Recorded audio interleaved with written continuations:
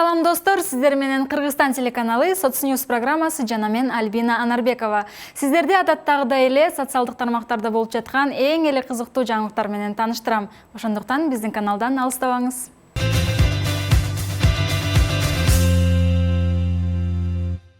Zoom онлайн-конференция кызматынын негиздөөчүсү Эрик Юань бир күндө 5 миллиард 200 миллион доллар иштеп тапты. Ал эми байлыгы 22 миллиардга жетет. Zoom компаниясынын акциялары 31 август дүйшөмбү күнү кварталдык киреше отчетун жарыялагандан кийин 32% жогорулаган.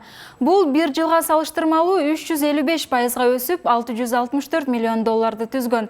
Zoom кардарлар базасы 2019 жылга салыштырмалуу 458% көбөйүп 370.200 компанияны түздү. Zoom пандемия убагында популярдуу болгон. Ошондой эле Сингапурдун жогорку соту Пунитан Генесен аттуу 37 жаштагы малайзиялык жаранды баңгизат аткезчилиги үчүн күнөөлүү деп табып жана өлүм жазасына тартууга өкүм чыгарган. Коронавируска байланыштуу жагдайдан улам соңку сот жараяны Zoom видео байланышы аркылуу өткөн. Бул Zoom аркылуу өлүм жазасына кесүү тууралуу сот өкүмү чыккан дүйнөдөгү экинчи учур болуп калды. Буга чейин Нигреди Аладакан Хамид аттуу жергиликтүү тургун өз энесин жана жумуш берүүчүсүн өлтүргөн деп айыпталып, өлүм жазасына кесилген. 3 саатка созулган сот жараянын адвокаттар менен прокурор видео байланыш аркылуу катышкан.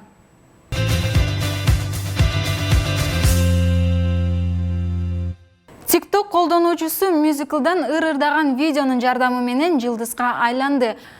Liz Dissection мюзиклындагы бала бакчанын жигити ырын ырдап жатканда апасы бөлмөсүнө кирип келди. Эшиктен эмес, аял тамдын үстүнөн кирип келген. Liz BuzzFeed айткандай, энеси чатырда керектүү нерселерди издеп жүргөн. Лиздин атасы кыздын бөлмөсүндөгү потолокту оңдоп жатканда апасынын видео тасмасы барган сайын TikTok баракчасына ар башка болуп жатат. Бир нече күндүн ичинде видео 50 миллиондон ашык жолу көрүлүп, 2 миллионго жакын адамга жакты. Комментарийлерге караганда азыр чынын эле эмес, апасынын да күйөрмандары бар.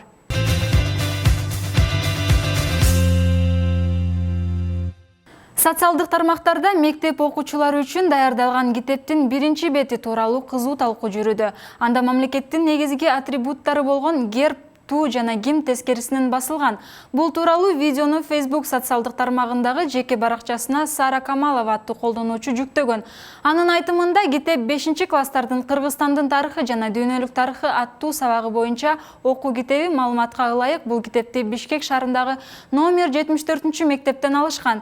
Жаңы тарых китеби орус тилдүү мектептердеги 5-класстар үчүн чыгарылган. Китеп жаңы, бирок барактагандай эле одурайган катасы билинет. Болгондо да мамлекеттик атрибуттарыбызды тескерисинен басып чыгарышкан. Буга ким күнөөлүү? Басманын кызматкерлериби же даяр басылып бүткөн жаңы окуу китебинин көздөн өткөргөн текшерип көзөмөлдөп туруп андан колдонууга чыгарган Билим берүү министрлигиби?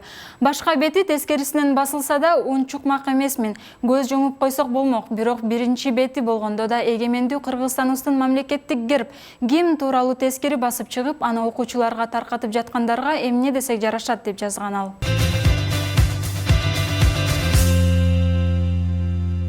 Бала иттер менен ойноп жатканда алдынан бир жерден топ пайда болду. Бир караганда бардыгы кадимкидей көңүлдүү сезилиши мүмкүн. Айрыкча бала иттер үчүн кичинекей жолдо баратат деп ойлойбуз. Ошол эле учурда видеону тартып жаткан адам баланын артында кайсы бир учурда турган.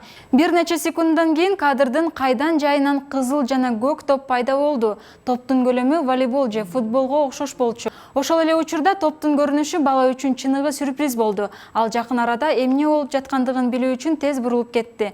Бир караганда топтун пайда болушуна жол бербей турган тоскоолдуктар бардай сезилиши мүмкүн. Бирок жакын кыймыл менен бир нече жолу көрсөңүз, анда видеодо эмне болуп жаткандыгын түшүндүрүп берүү барган сайын кыйын болуп бара жатат. Чындыгында кандай болгон укмуштуудай версияларды божомолдоого болот.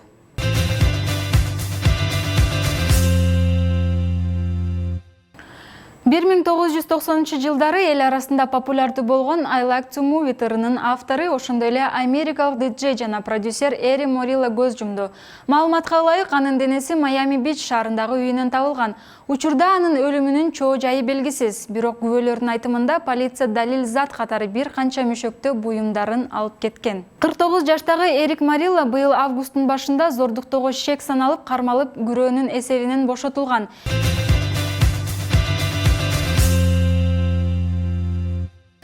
Социалдык тармактарда жыландын өз куйругун жегенге аракет кылган видеосу тарады. Бул тууралуу дүйнөлүк басылмалар жазып чыгышты. Ага Индиянын токой кызматынын офицери Сюзанта Нанда күбө болгон. Жана ал интернет желесине видеону тараткан. Жылан 32 секундада өзүнүн куйругун тиштеп турган. Анын оозуна суюк затты куйганда куйругун бошоткон. Жыландардын бул түрү бака, балык жана башка өзүнөн кичине болгон сойлоочу жандыктар менен азыктангандыктан көбүнчөсү өз куйругу менен чаташтырып өзүлөрүн жей башташат. Мындай көрүнүш өмүр менен өлүмдүн чексиз айланпасынын эң сонун мисалы деп түшүндүргөн Индиянын жашоочусу.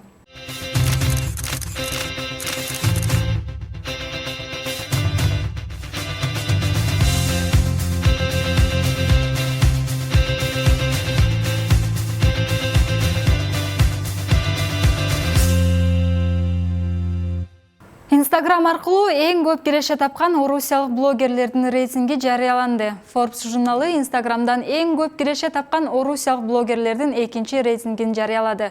Бул тууралуу чет элдик басылмалар жазып чыгышты. Ага ылайык рейтингдин сап башын кайрадан эле алып баруучу Ксения Собчак ээледи. Анын Instagram социалдык тармагы аркылуу жыл ичинде тапкан кирешеси $1,480,000 түзгөн. Ал эми экинчи орунда ырчы Полина Гагарина. Анын социалдык тармактан тапкан кирешеси $890,000. Үчүнчү орунга $850,000 киреше менен алып баруучу жана блогер Ида Галич жайгашкан. Instagram аркылуу көп киреше тапкан орусиялык атактуулардын алдыңкы ондугунда алып баруучу Ксения Бородина $770,000 менен, блогер Алина Левда $760,000, алып баруучу Настя Евлеева $610,000, блогер Валерия Чекалина $610,000, алып баруучу Регина Тодоренко жана ырчы Елена Темникова $600,000. Ошондой эле мушкер Хабиб Нурмугамедов $600,000 менен кирген. Атактуулардын Instagram аркылуу тапкан кирешесин Forbes журналы Voice Blogger компаниясы менен биргеликте аныктаган. Ага ылайык 2 миллиондон ашуун катталуучусу бар атактуу жана жыл ичинде эң көп пост жарыялаган 33 блогер тандалып алынган.